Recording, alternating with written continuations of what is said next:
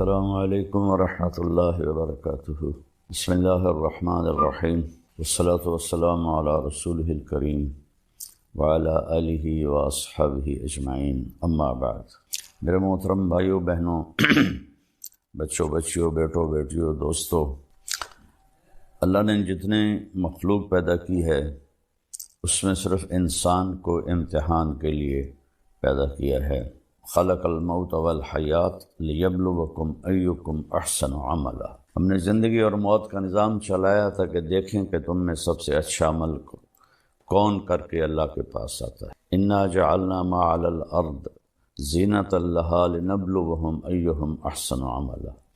ہم نے زمین کو خوبصورت بنایا تاکہ ہم دیکھیں کہ تم میں اچھا عمل کون کرتا ہے۔ ساری مخلوق انسان کے علاوہ پڑھی لکھی پیدا ہوتی ہے، انسان بالکل جاہل پیدا ہوتا ہے، اس کی اپنی کوئی زبان نہیں ہوتی، یہ جو ماں باپ سے سنتا ہے اس کو سیکھتا ہے اور بولتا ہے۔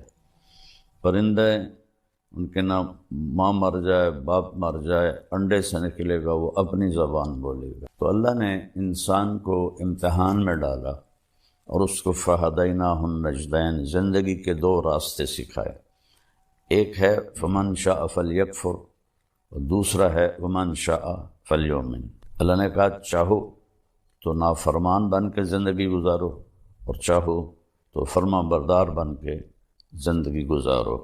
انا ہدیناہ السبیل اما شاکرا و اما کفورا۔ ہم نے آپ کو راستہ دکھا دیا ہے، اب چاہو تو نیک بن کے چلو اور چاہو تو نافرمان بن کے چلو۔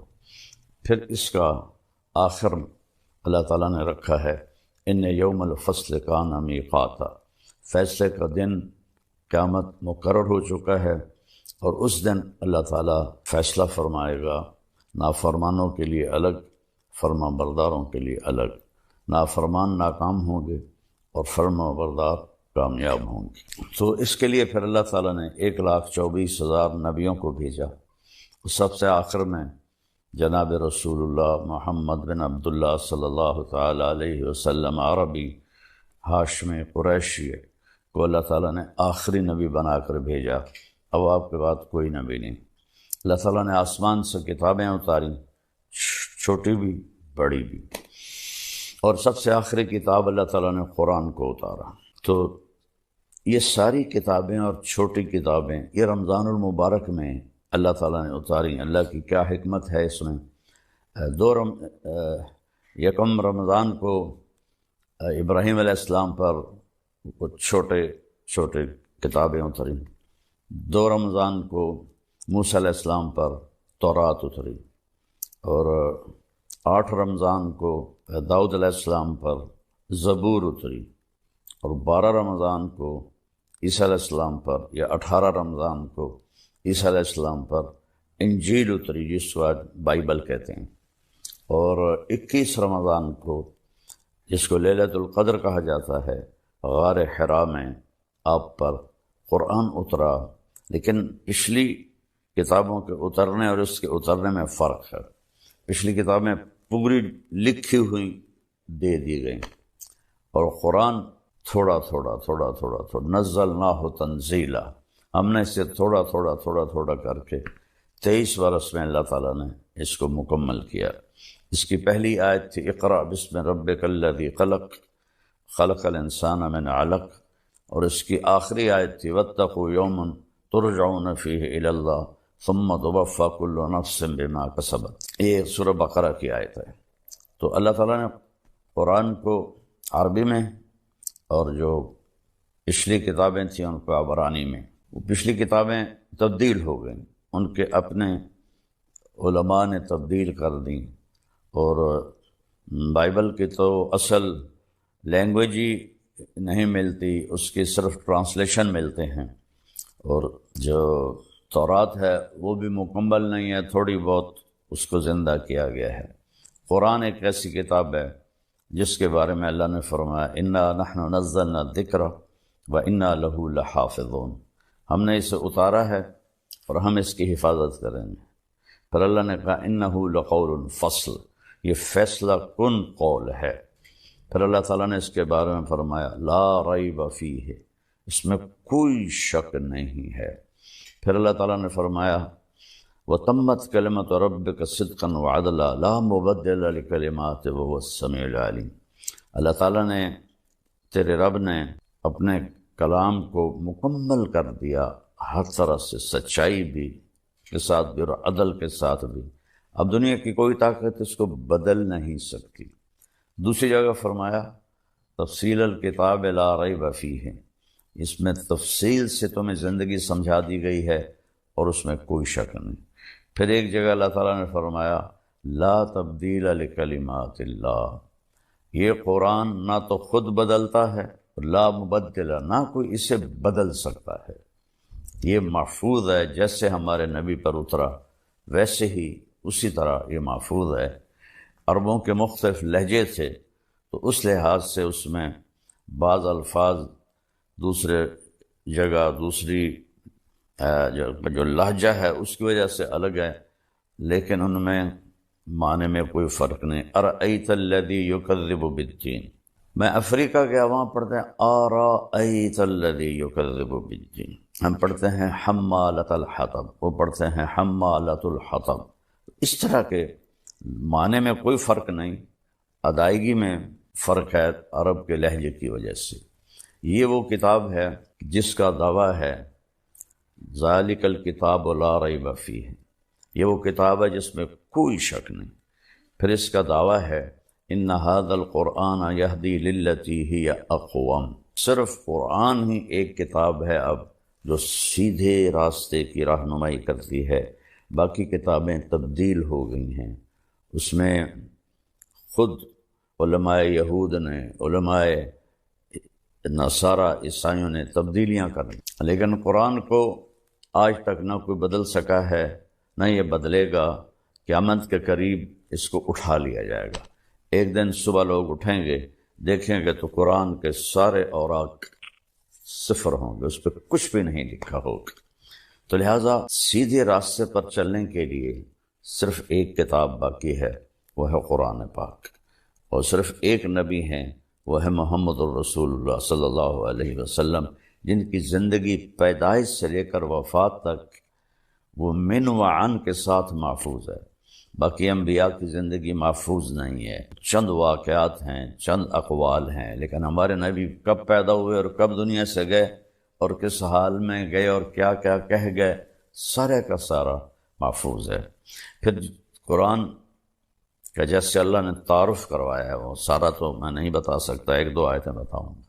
اس کی عظمت دلوں میں اتارنے کے لیے، اس لیے کہ جب تک حاکم کی دل میں عظمت نہ ہو تو حکم کی عظمت نہیں ہوتی، کہنے والے کی طاقت کا پتہ نہ ہو تو اس کے کہے کی طاقت بھی معلوم نہیں ہوتی۔ سورہ طٰہٰ کو اللہ تعالیٰ نے شروع کیا ہے تو اس میں اللہ نے بتایا کہ یہ کس کا کلام ہے، تنزیل ممن خلق الارض والسماوات العلا، اللہ اکبر، یہ اس ہستی کا کلام ہے جس نے زمین کو بنایا اور آسمانوں کو بلند کیا۔ اور تنزیل کا قرآن ایک کلام ہے، کتاب بعد میں ہے، اور یہ فرق ہے۔ قرآن اللہ کا کلام ہے، اللہ کی ذات سے نکلا ہے۔ باقی تین کتابیں لکھوائی گئیں، تورات، زبور، انجیل، بائبل لکھوائی گئی، وہ تبدیل ہو گئی۔ قرآن اللہ کی ذات سے نکلا ہوا کلام ہے، اللہ نے خود اسے بولا ہے، اس کو آج تک کوئی بدل نہیں سکا، نہ یہ بدلے گا۔ تو تنزیل، ایک تو میں کہوں کہ وہ آ رہا ہے، میں اب لہجہ بدل کے کہتا ہوں وہ آ رہے ہیں، تو آپ کو معلوم ہوگا کہ کوئی بڑی شخصیت آ رہے ہیں۔ چہرے سے بھی ہوتا، میں کہتا ہوں آ گیا، مطلب معمولی آدمی آ گئے آ گئے آ گئے، ان کو بہت بڑا آدمی ہے۔ تو اگر تنزیل، وہ آ رہا ہے، وہ اتارا جا رہا ہے، کس کی طرف سے؟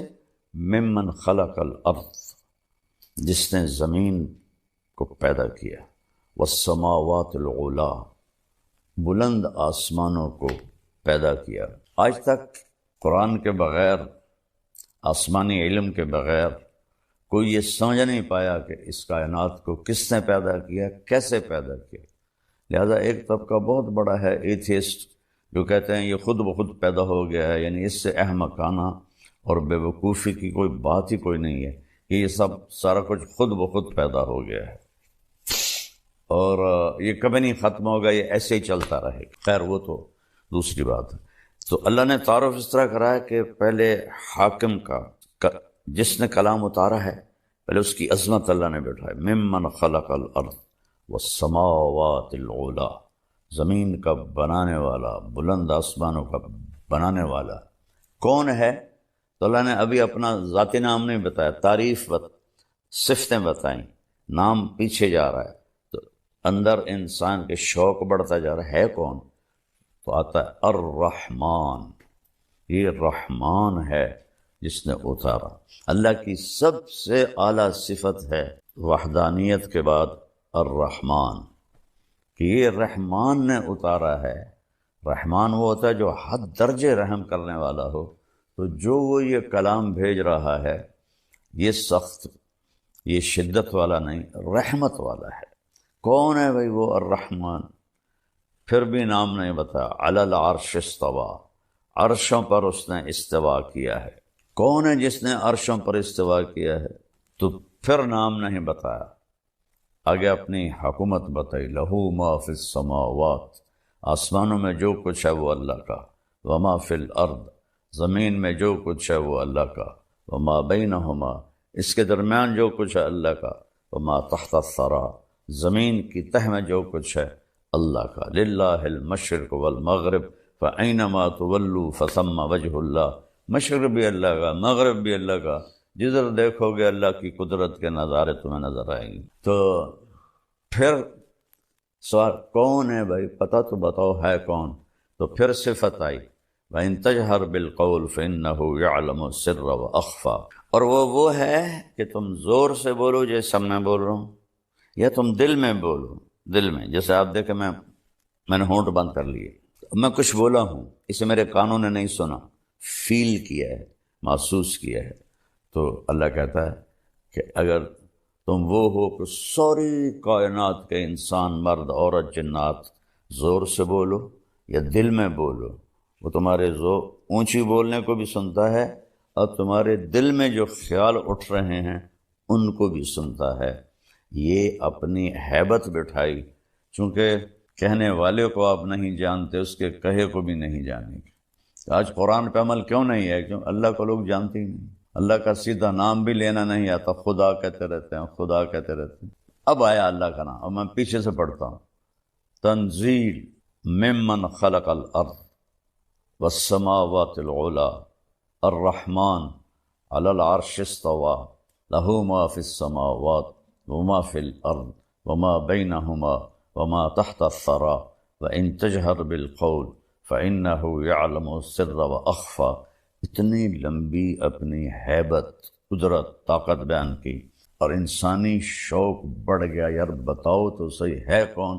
تو اب آیا اللہ، اللہ نے اپنا اب نام لیا، اللہ، یہ اتارنے والا، زمین بچھانے والا، آسمان اٹھانے والا، اور رحمان انتہائی مہربان، عرش پہ استوا کرنے والا، زمین آسمان کا اوپر نیچے دائیں بائیں آگے پیچھے مشرق مغرب شمال جنوب کا مالک، اور سب کی سننے والا، چاہے زور سے بولیں یا دل میں۔ کون ہے بھائی؟ اب تو بتاؤ، دل دھڑک رہا ہے، کہتے ہیں وہ اللہ ہے۔ اللہ، اللہ کیسا ہے؟ لا الہ الا ہو، اس کے سوا کوئی عبادت کے قابل نہیں، اس کے سوا کوئی مدد کے قابل نہیں، اس کے سوا کوئی دینے والا نہیں، اس کے سوا کوئی مارنے والا نہیں، اس کے سوا کوئی زندگی دینے والا نہیں۔ تو کیسا ہے وہ؟ لا الہ الا ہو، وہ ایک اکیلا ہے، اس کا کوئی شریک نہیں، اس کے کوئی مد مقابل نہیں۔ الملک لا شریک لہ، الفرد لا ند لہ، تنہا ہے، اس کی مثل کوئی نہیں۔ العلج لا سمیع لہ، بلند ہے، اس کا ہمسر کوئی نہیں۔ الاول بلا بدایہ، اس کی وہ سب سے پہلے ہے، اس کی ابتدا کوئی نہیں، والآخر بلا نہایہ، وہ سب سے آخر ہے، اس کی انتہا کوئی نہیں، قدیم بلا ابتدا ودائم بلا انتہا، ہمیشہ سے ہے ابتدا کے بغیر، ہمیشہ رہے گا اینڈ کے بغیر۔ تو اور کوئی ہے اس کی صفات جیسا نہیں، لہ الاسماء الحسنی، تمام خوبصورت صفات اس ایک اللہ کی ہیں۔ تو اس طرح اللہ نے قرآن کا تعارف کرایا کہ یہ تمہارے رب کا کلام ہے۔ امت نے چھوڑ دیا تو ذلت کی پسیوں میں گر گئے۔ پھر میں دو جگہ اور آپ کو بتاتا ہوں کہ اللہ تعالیٰ فرماتے ہیں، یا ایھا الناس قد جاءتکم موعظۃ من ربکم وشفاء لما فی الصدور وہدی ورحمۃ للمؤمنین۔ یہ اللہ نے قرآن کا فائدہ بتایا۔ یہ کیا ہے؟ تمہارے پاس یا ایھا الناس کہا، یا الذین آمنوا نہیں کہا، صرف مسلمانوں کو نہیں کہا، بلکہ اس قرآن کے بعد پوری دنیا کے لیے اب ایک ہی کتاب ہے، وہ قرآن ہے۔ باقی کتابیں ویسے ہی بدلی ہوئی ہیں، ان میں ویسے ہی کتنے مذاہب ہیں جن میں بت پرستی آ گئی ہے۔ اپنے ہاتھوں سے، کمال نادانی کی بات ہے، اپنے ہاتھوں سے ایک بناتے ہیں، پہلے پتھر سے بناتے تھے، اب پلاسٹک سے بناتے ہیں، پھر اسی کے آگے ہاتھ جوڑ کے کھڑے ہو کر اس سے مانگ رہے ہوتے ہیں۔ بھلا اس سے زیادہ نادانی کی کوئی بات ہو سکتی ہے؟ ہاتھوں سے بنی ہوئی چیز کی پوجا شروع کر دینا۔ اللہ کے نبی کے دور میں بنو حنیفہ تھے، تو وہ یہ ادھر نجد میں رہتے تھے، ریاض کی طرف۔ تو ان کے ایک سال کھجوریں بہت زیادہ ہوئیں، تو انہوں نے فالتو کھجوروں کا بت بنا دیا اور ایک سال تک اس کی پوجا کرتے رہے۔ اگلے سال خشک سالی ہوئی اور پھل تھوڑا آیا، تو اسی خدا کو توڑ تاڑ کے تقسیم کر کے کھا گئے۔ یہ انسانی عقل تھی، اس وقت بھی تھی، اب بھی یہی حال ہے۔ پتھر کے بت بناتے ہیں، پلاسٹک کے بت بناتے ہیں، پھر انہی کے آگے ان کو سجدے بھی کرتے ہیں، ان کے آگے ہاتھ بھی جوڑتے ہیں۔ تو میرا اللہ کہہ رہا ہے، میں نے تمہارے لیے، اے دنیا کے انسانوں، تمہارے پاس ایک نصیحت آئی ہے، اور یہ اس کے 3 کام ہیں۔ شفاء لما فی الصدور، دل کے اندر کی بیماریوں کو صرف قرآن شفا دے سکتا ہے۔ دل کی سب سے بڑی بیماری کیا ہے؟ شرک، اللہ کا شریک ٹھہرانا۔ اللہ بھی ہے اور اللہ کے ساتھ کئی بھگوان بھی ہیں، کئی دیوتا ہیں، کئی دیویاں ہیں۔ تو اللہ تعالیٰ نے کہا کہ نہ، یہ جو شرک ہے قرآن اس کو دھوتا ہے۔ پھر دل میں حسد ہے، بغض ہے، نفرت ہے، اور دل میں بدماشی ہے، نافرمانی ہے، اور حرص ہے، لالچ ہے۔ اتنی لمبی لائن ہے انسان کے اندر کہ ان بیماریوں کو صرف قرآن دھو سکتا ہے اور کوئی چیز نہیں دھو سکتی۔ اور جو ایمان لائیں گے ان کے لیے ہدن ہے، صحیح راستہ دکھائے گا، ورحمتاً، اور رحمت ہے۔ جو قرآن کی زندگی پہ عمل کرے گا اس پر اللہ کی رحمتیں برستی رہیں گی۔ اور پھر اللہ تعالیٰ نے دوسری جگہ فرمایا، اللہ نزل احسن الحدیث، اللہ تعالیٰ نے جتنے بھی کلام آسمان سے اتارے ہیں ان میں سب سے خوبصورت قرآن ہے، احسن الحدیث۔ مثانیہ، اس کے مضمون بار بار دہرائے جاتے ہیں تاکہ دل میں اتریں۔ تقشعر منہ جلود الذین یخشون ربہم، جب اس قرآن کو سنا جاتا ہے تو جو اللہ سے ڈرنے والے ہیں ان کے رونگٹے کھڑے ہو جاتے ہیں۔ وَتَلِينُ جُلُودُهُمْ وَقُلُوبُهُمْ إِلَى اللَّهِ، اور ان کے دل نرم ہو جاتے ہیں اور وہ اللہ کی طرف مائل ہو جاتے ہیں۔ تو میرے عزیزو، قرآن اور رمضان ان کا آپس میں بہت جوڑ ہے۔ تو میری آپ سب سے گزارش ہے، اللہ نے ہمیں قیام اللیل دیا۔ تراویح کا نام تو بعد میں پڑا ہے، اصل نام قیام اللیل ہے، رات کی نماز۔ تو اس میں اس پر یوٹیوب پر لڑائی ہو رہی، 8 نہیں ہیں، 20 ہیں، 20 نہیں ہیں، 8 ہیں۔ بھائیو، پوری امت نے سینکڑوں سال 20 رکعت پڑھی ہیں، اور امت کا جو عمل ہوتا ہے صدیوں کے ساتھ، وہ بہت بڑی دلیل اور حجت ہوتا ہے۔ ہاں، 8 کی روایت بھی موجود ہے، میرے نبی نے 8 ہی پڑھائیں، اور ابوبکر کے زمانے میں 8 ہی پڑھی جاتی تھی، حضرت عمر کے ابتدائی دور میں 8 ہی پڑھی جاتی تھی۔ پھر انہوں نے سب کو جمع کیا موطا امام مالک کی روایت ہے کہ آپ نے ابی بن کعب اور تمیم داری سے فرمایا کہ 20 تراویح پہ لوگوں کو جمع کرو، تو اس سے سب صحابہ نے قبول کیا. کسی نے نہیں کہا یہ تو بدعت ہے، پہلے تو 8 پڑھی جاتی تھیں. چونکہ یہ نوافل ہیں، نفل زیادہ پڑھو نفل تھوڑے پڑھو، اس میں کوئی بدعت کی بات نہیں ہے. بلکہ خلافت راشدہ کے دور میں 20 چلتی تھیں، بعد میں 20 چلیں. پھر تراویح کا نام کیسے پڑا اس کا کہ مکے والے 4 تراویح پڑھتے تھے اور پھر ایک طواف کرتے تھے.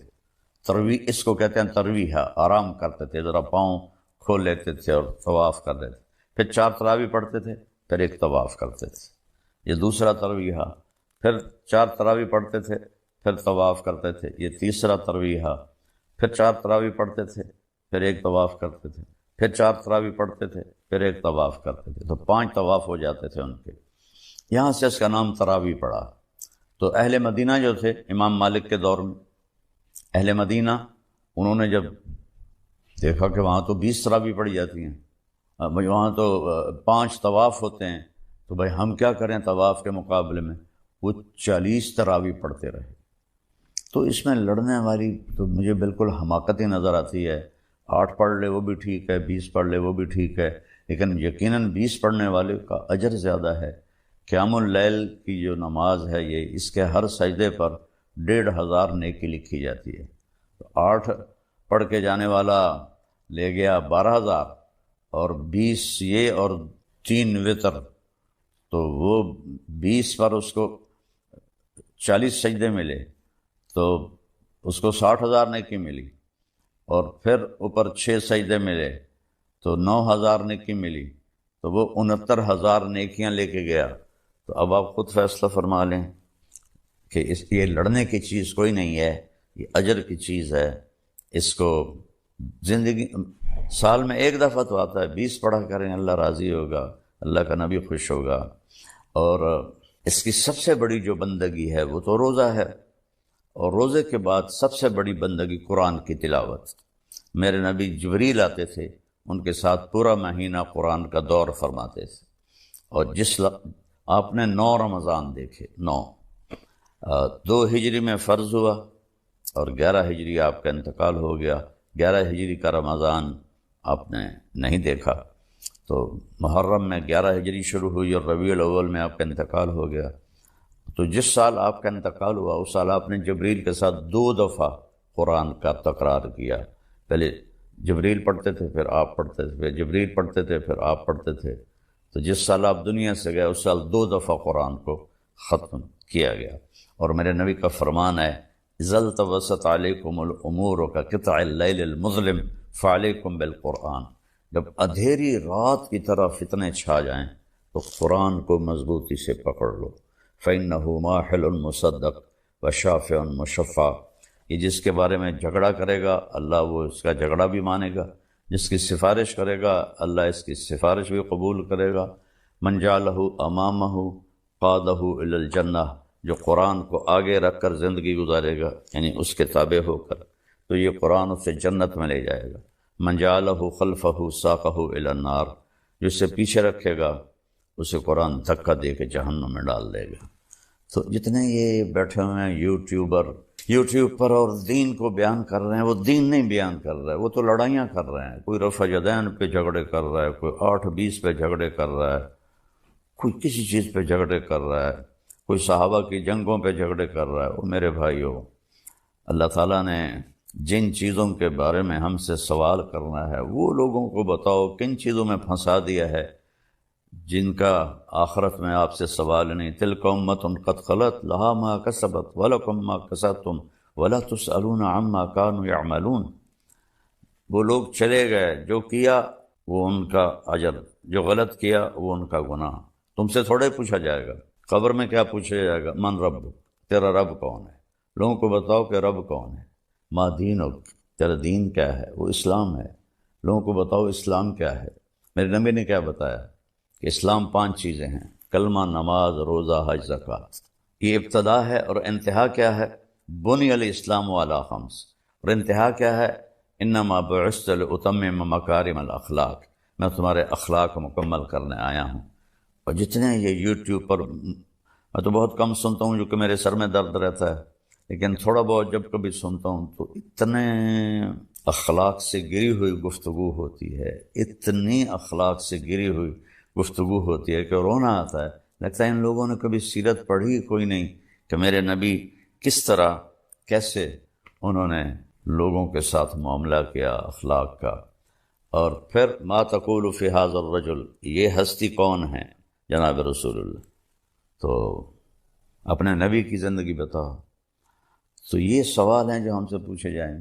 پھر قیامت کے دن لا تزال قدم عبد حتی یسأل عن اربع، زمین انسان کے پاؤں کو پکڑ لے گی جب تک چند سوال نہ ہو۔ ان عمرہ فیما افناہ، بتاؤ میرے بندے زندگی کہاں خرچ کی؟ ان شبابہ فیما ابلاہ، جوانی کہاں کیسے گزاری؟ ان علمہ ما عمل بہ، علم کے بارے میں پوچھا جائے گا کیا عمل کیا؟ ان مالہ من این اکتسب وفیما انفق، پیسہ کہاں سے کمایا، کہاں خرچ کیا؟ یہ سوال ہیں۔ یہ لوگوں کے اندر ان کو ابھارو، کن چیزوں پہ لڑ رہے ہو؟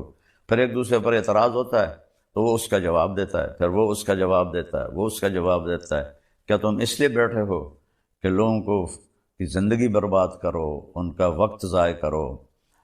تو میری آج کی گفتگو صرف قرآن کی عظمت پر تھی کہ قرآن کو ہم اپنی زندگی کا راہبر بنائیں اور اس کی تلاوت کریں، اس کا ترجمہ پڑھیں اور اپنے اللہ سے مانگیں۔ اگر آپ قرآن کا صحیح ترجمہ پڑھ لیں تو آپ سامنے بیٹھنے والوں کو پکڑ سکتے ہیں کہ کیا بول رہے ہو۔ تو میری گزارش ہے تراویح کا اہتمام کریں، لوگوں کو سحری کھلائیں، لوگوں کو افطاری کروائیں، تو اللہ تعالیٰ خوش ہوگا ماشاءاللہ۔ ایک آدمی کو ایک گھونٹ لسی پلا دو تو اس کے روزے کا پورا اجر آپ کو بھی ملے گا اور اس کو بھی ملے گا۔ تو بہت لوگ ہیں ماشاءاللہ دسترخوان چلاتے ہیں، اللہ ان کو بہت جزائے خیر دے۔ کئی ہمارے بھائی بہن ہیں جن کے دسترخوان حرمین میں چلتے ہیں، اللہ نے اس کی بہت اعلیٰ جزا عطا فرمائے۔ تو قرآن کے ساتھ دل لگائیں۔ میری آج کی امت کو اللہ نے یہ فضیلت بخشی ہے کہ انہوں نے اپنی کتاب کی حفاظت کی، اور اس کی ابتدا اللہ نے سورہ فاتحہ سے فرمائی۔ تو سورہ فاتحہ جبریل لے کر نہیں آئے، جبریل آپ کے پاس بیٹھے تھے، تو ایک دھماکہ ہوا، تو آپ نے فرمایا یہ کیا دھماکہ ہے کہ یا رسول اللہ آج ایک دروازہ کھلا ہے جو پہلے کبھی نہیں کھلا، اور آج ایک فرشتہ آ رہا ہے جو آج تک زمین پہ نہیں آیا، اور ایک کلام لے کر آ رہا ہے جو آج تک کسی نبی پر نہیں آیا۔ تو وہ فرشتہ حاضر ہوا اور آپ کو دو کلام پیش کیے، ایک سورۃ فاتحہ اور ایک سورہ بقرہ کا آخری رکوع، آمن الرسول سے لے کر آخر تک۔ ابشر بنورین، آپ کو دو نوروں کی بشارت، سورۃ فاتحہ اور سورہ بقرہ کا آخر۔ تو ہم تھوڑی سی بات سورہ فاتحہ پر کریں گے کہ میرے اللہ نے، میرے نبی نے فرمایا اوتیت المثانیہ مکان التوراۃ والمائدہ مکان الانجیل والحوامیم مکان الزبور وفضلت بالمفصلات، میرے سب سے بڑی کتاب تورات، سب سے بڑی، اٹھانا بھی مشکل تھا، اتنی بڑی کتاب تھی۔ میرے نبی نے کہا اللہ نے مجھے تورات کے بدلے میں سورہ فاتحہ دی، 7 آیات سورہ فاتحہ دی، اور انجیل کے بدلے مجھے اللہ تعالیٰ نے سورہ مائدہ دے دی، انجیل سورہ مائدہ۔ حوامیم، حامیم سے 7 سورتیں شروع ہوتی ہیں، 26ویں پارے سے وہ 25ویں پارے سے 24ویں پارے سے وہ شروع ہوتی ہیں اور 28ویں تک غالباً جاتی ہیں، 7 صورتیں کٹھی، حامیم حامیم حامیم حامیم۔ تو زبور کے بدلے اللہ نے مجھے حامیم عطا فرمایا، اور باقی قرآن کے ذریعے سے مجھے عزت اور فضیلت عطا فرمایا۔ سورہ فاتحہ امام راضی رحمۃ اللہ علیہ ایک دفعہ اپنے خطبہ میں فرمانے لگے کہ اس سے 10,000 مسائل نکلتے ہیں، تو بعض لوگوں نے ان کا مذاق اڑایا۔ وہ مذاق اڑانا تفسیر راضی کا سبب بنا، تفسیر کبیر کا، کہ فرمایا کہ جب انہوں نے میرا مذاق اڑایا تو میں نے اللہ کا نام لے کر قلم اٹھایا اور میں نے لکھنا شروع کیا۔ پہلی جلد سورہ فاتحہ پر ہے اور 10,000 مسائل اس بندے نے نکال کے پیش کیے ہیں امت کو۔ کبھی موقع ملے تو آپ پڑھ لینا۔ اور حضرت علی کا فرمان ہے امام المتقین، اگر میں سورہ فاتحہ کی تفسیر کروں، سورۃ فاتحہ کی تفسیر لکھواؤں تو 70 اونٹوں پہ لادی جائے گی، 70 اونٹوں پہ. اور یہ خالی دعویٰ نہیں تھا. ایک حدیث اور سنو. ایک دفعہ عشاء کی نماز پڑھا کے تشریف فرما ہوئے اور فرمایا آؤ آج میں تمہیں سورہ فاتحہ کی تفسیر سناؤں. تو شروع کرتے ہیں بسم اللہ سے، اور بسم اللہ کی با سے شروع کرتے ہیں. عربی میں تو حروف کا بھی مطلب ہوتا ہے نا. با کا مطلب بیان کرنا شروع کیا اور فجر کی اذان ہو گئی، بات چل رہی تھی. سبحان. ہم نے تو تم نے تو شاید وہ کتاب دیکھی نہیں، شرح میت عامل الباء للالصاق مررت بزید. ہمیں تو بس اتنا ہی آتا ہے. یا حرف جر ہے، باؤ تاؤ کاف و لام و واؤ منز و مسخلا ربا حاشا من عدا حتی کیا ہے حتی الہ، جو من میر زبانی یاد کی تھی. تو سورۃ فاتحہ سارے آسمانی کلاموں کا، جتنے آسمان سے کلام اترے، کتابیں اتریں، اس کا خلاصہ ہے قرآن، اور قرآن کا خلاصہ ہے سورۃ فاتحہ، اور سورۃ فاتحہ کا خلاصہ ہے ایاک نعبد و ایاک نستعین. ایک اور طرح سارے آسمانی کلاموں کا سردار ہے قرآن، اور قرآن کا سردار ہے سورۃ بقرہ، اور سورۃ بقرہ کا سردار ہے آیت الکرسی. اللہ لا الہ الا. تو آسمانی علوم کا خلاصہ قرآن، اور قرآن کا خلاصہ سورۃ فاتحہ، اور سورۃ فاتحہ کا خلاصہ ایاک نعبد و ایاک نستعین. یا اللہ صرف تیری بندگی، یا اللہ صرف تجھ سے مدد. ایاک سارے طرفوں سے، وَإِذَا سَأَلْتَ فَاسْأَلِ اللَّهَ وَإِذَا اسْتَعَنْتَ فَاسْتَعِنْ بِاللَّهِ. ایاک، یا اللہ صرف تیری بندگی، اور یا اللہ صرف تجھی سے مانگ. تیرے آگے جھولی بھر. دنیا بھی اسی سے مانگنی ہے اور آخرت بھی اسی سے مانگ.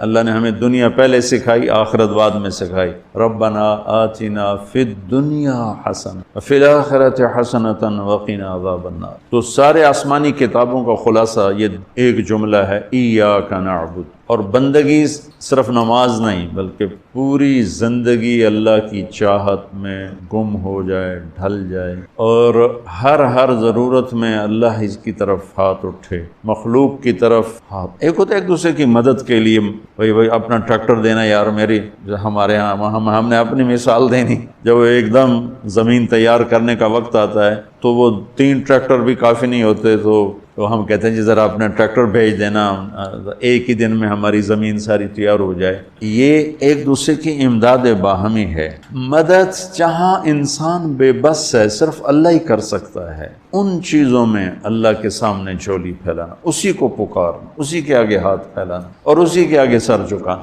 حنین میں صحابہ جیسی ہستیوں نے کہا آج ہمیں کوئی نہیں ہرا سکتا، ہم بہت زیادہ ہیں. اللہ نے ایک حلے میں اڑا کے سب کو کہاں سے کہاں بھگا دی. لن نغلب من قلۃ، آج ہمیں کوئی نہیں ہرائے گا. تو پہلے حملے میں ہی قدم اکھڑے، اور صرف 88 آدمی اللہ کے نبی کے ساتھ رہ گئے، 12,000 بھاگ گئے. پھر یوم حنین اذ اعجبتکم کثرتکم فلم تغن عنکم شیء. تو میرے عزیزو، سورۃ فاتحہ پورے قرآن کی چابی ہے، تمہید ہے. قرآن توحید بتاتا ہے، رسالت بتاتا ہے، آخرت بتاتا ہے. سورۃ فاتحہ میں توحید بھی ہے، رسالت بھی ہے، اور آخرت. الحمدللہ رب العالمین الرحمن الرحیم مالک یوم. الرحمن الرحیم تک اللہ کی ذات صفات توحید ہے. مالک یوم الدین جزا، سزا اور آخرت ہے. ایاک نعبد و ایاک نستعین یہ مقصد زندگی ہے. اہدنا الصراط المستقیم یہ طلب ہے زندگی کی، سب سے بڑی طلب ہدایت ہے. الصراط الذین انعمت علیہم یہ رسالت، جن پر تیرا انعام ہوا. اولئک مع الذین انعم اللہ علیہم من النبیین والصدیقین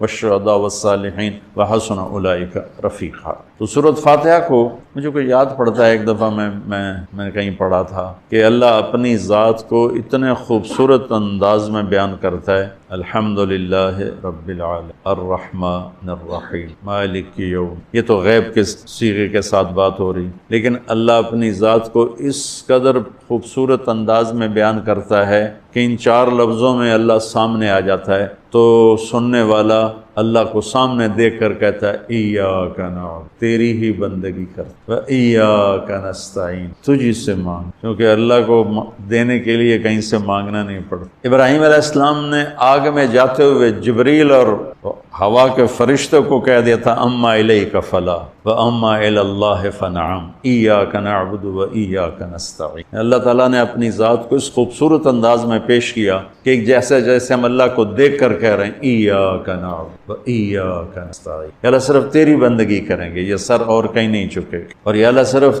تجھ سے مانگیں گے اور کسی سے نہیں مانگیں۔ قرآن وہ میں نے پہلے ایک مثال سے بتا دیا، یہ استعانت بالغیر نہیں ہے، بھائی مجھے قرض چاہیے اب مجھے 1,00,000 روپیہ دے دیں، یہ اس میں نہیں آتا ہے۔ میرے نبی قرضہ اٹھاتے تھے، میرے نبی نے جنگ کے لیے تلوار اٹھائی، زرہ پہنی، اسباب کی دنیا ہے، اسباب کا اختیار کرنا اور چیز ہے، اور جن چیزوں میں اللہ کے سوا کوئی کرنے والا نہیں وہ لوگوں کے سامنے ہاتھ پھیلا دینا۔ استعانت صرف اللہ سے۔ اگر آپ نماز کی عادت ڈال لو نا، آپ پڑھتے ہو لیکن ہر حاجت میں مصلی پہ آ جاؤ، پھر آپ کو ایاک نستعین کا مزہ آئے، اپنی حاجتیں نماز کے ذریعے اللہ کے سامنے رکھ۔ ایک بدو طواف کر رہا تھا، یا اللہ تجھے پتہ ہے نا میں بھی بھوکا ہوں اور میری اونٹنی بھی بھوکی ہے اور مجھے کھانے کو میرے بچے بھی بھوکے اور میں بھی بھوک۔ ایک آدمی ساز سن رہا تھا تو اس نے جلدی سے اپنے تھیلی نکالی درہموں کی کہ میرے بھائی قبول فرما، کا پیچھے ہٹ، تو اس سے لینا ہوتا تو اس کے گھر میں آتا، جس کے گھر آیا ہوں اسی سے لینا، چل چل مجھے نہیں چاہیے۔ وہ طواف سے فارغ ہوا تو اعلان ہوا فلاں ابن و فلاں کہاں ہے، تو یہ خود سے کہا جی میں ہوں۔ کہا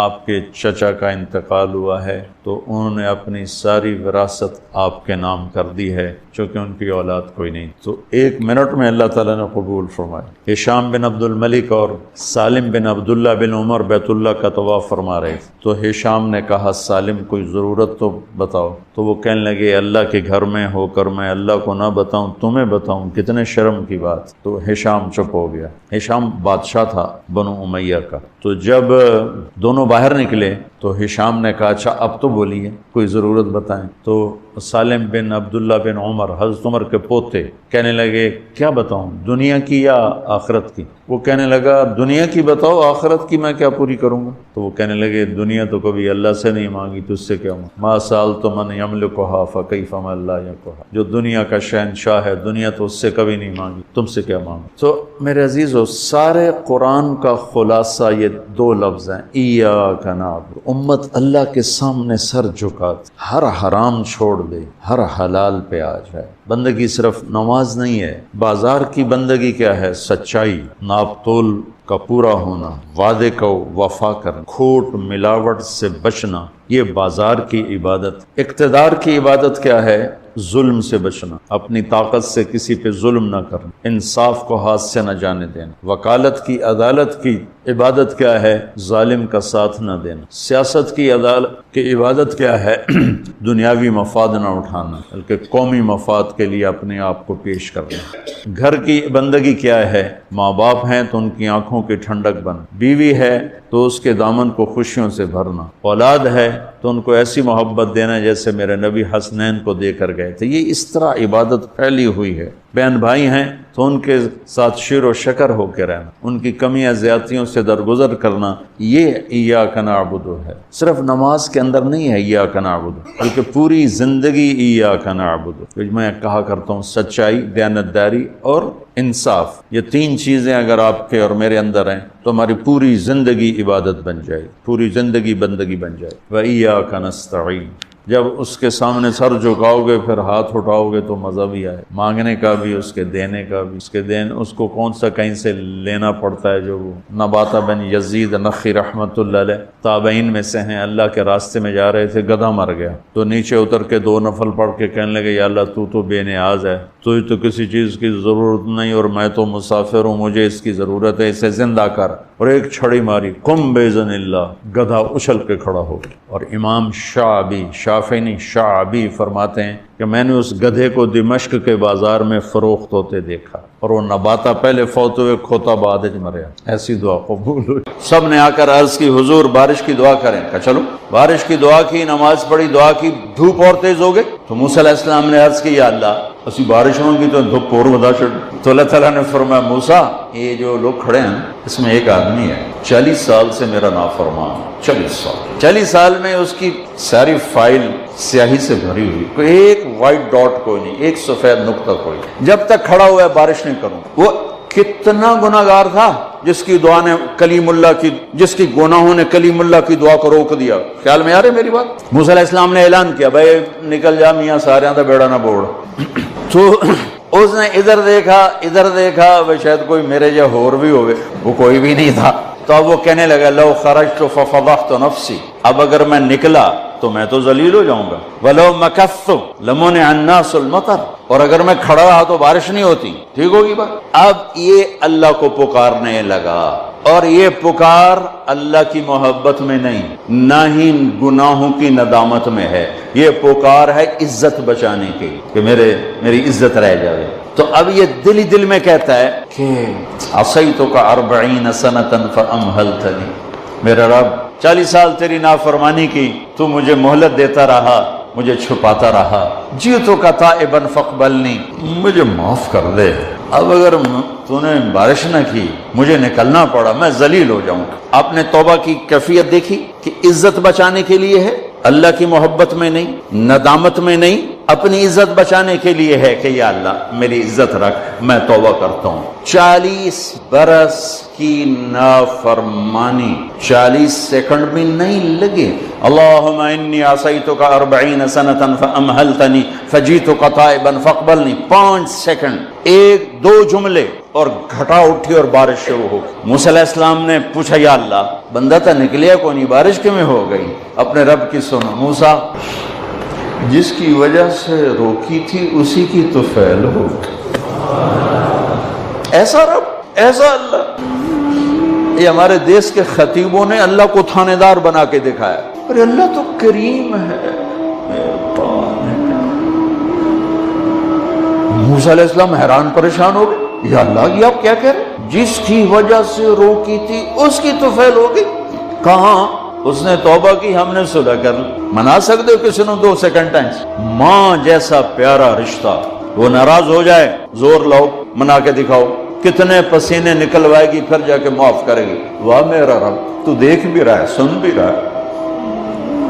40 سال کی غلاستیں، گندگیاں، اور یوں کہ موسیٰ جس کی وجہ سے روکی تھی اسی کی وجہ سے. کہ اللہ کیوں، کیسے؟ کہ اس نے توبہ کی، ہم نے صلح کی. کہ اللہ کون ہے؟ اللہ کون ہے؟ اللہ نے کہا واہ، جب نافرمانتا نہیں بتایا، جب توبہ کر لی کیسے بتاؤں؟ موسیٰ لوگوں سے کہتا ہوں کسی کے عیب نہ کھولو، تو میں اپنے بندے کے عیب خود کھولوں. بینی و بین عبدی، یہ میرے اور میرے بندے کے درمیان ہے، یہ اللہ ہے. یہ تعارف میرے نبی نے کروایا لا الہ الا اللہ کا. میرے عزیزو آپ ہمارا سرمایہ ہو. تربیت کا سب سے پہلا سنگ میل، پہلی بنیاد لا الہ الا اللہ ہے کہ اللہ سے جڑ اور سب سے کٹ جاؤ. سب سے نگاہوں کو پھیر لے، سب سے نظروں کو پھیر لے. اللہ سے جڑنے کا مطلب یہ نہیں کہ میں آپ کو سارے قرآن کا خلاصہ بتا دیتا ہوں. سارے قرآن کا خلاصہ بتا دیتا ہوں. ایک چھوٹی سی سورت سارے قرآن کا خلاصہ ہے. یاد رہے گی تو فائدہ اٹھاؤ، نہیں رہے گی تو فقیرانہ آئے صدا کر چلے، میاں خوش رہو ہم دعا کر چلے.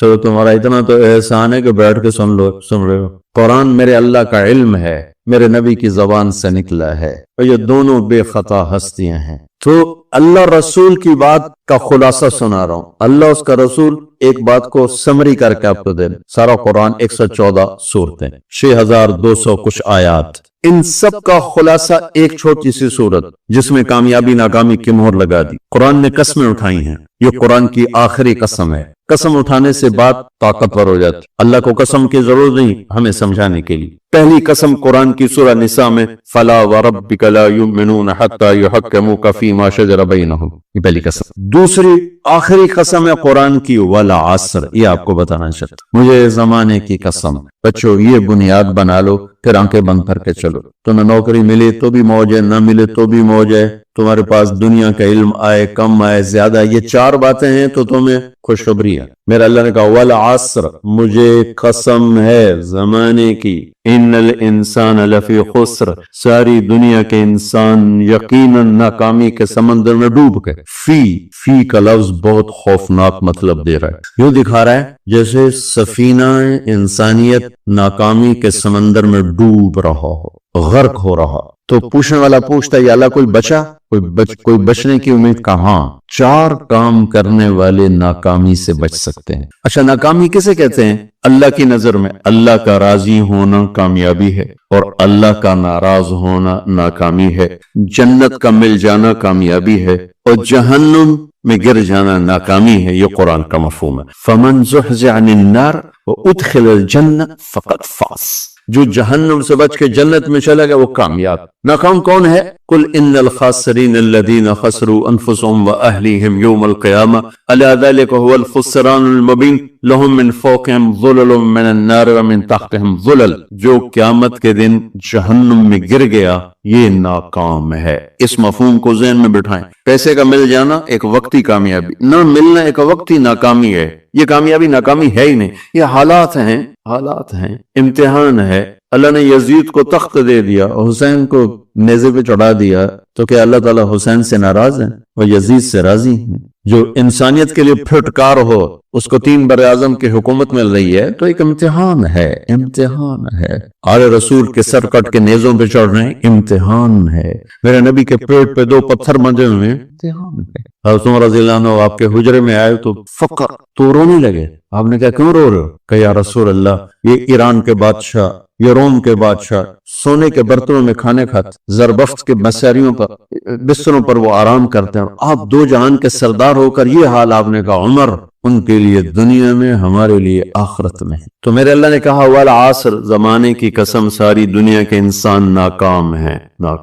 ناکامی کیا ہے؟ جہنم. کون بچا اس ناکامی سے؟ کوئی بچ سکتا ہے؟ اللہ نے کہا 4 کام کرنے والے بچ جائیں گے. 4 کام کرنے والے. الا الذین آمنوا، جو ایمان لائے. ایمان ناکامی سے نکالنے کی پہلی شرط ہے. وعملوا الصالحات، جنہوں نے اچھے اعمال کیے. اچھا عمل ناکامی سے نکلنے کی دوسری شرط ہے. وتواصوا بالحق، جنہوں نے حق کی دعوت دی. یہ تبلیغ کا کام، جس کو آپ تبلیغی جماعت سمجھتے ہیں، یہ تبلیغی جماعت نہیں ہے. یہ میرے رب کی لگائی ہوئی ذمہ داری ہے ختم نبوت کی وجہ سے کہ میرے نبی کے بعد اب کوئی نہیں آئے گا. تم اے امت محمد اس دعوت کے کام کو اور حق کی دعوت کو تم آگے پہنچاؤ گے. وتواصوا بالحق، یہ لازمی پیپر ہیں، کمپلسری پیپر، اس میں نقل بھی نہیں لگ سکتی ہے. یہ لازمی پیپر ہے. وتواصوا بالحق، کہ اب کوئی نبی نہیں آنے والا، لہٰذا ایک دوسرے کو تیار کرو، دنیا تک جاؤ، یہ تمہارے ذمہ ہے. یہ ناکامی سے نکلنے کا تیسری شرط ہے. چوتھا پیپر وتواصوا بالصبر، جنہوں نے صبر کی دعوت دی، صبر کیا.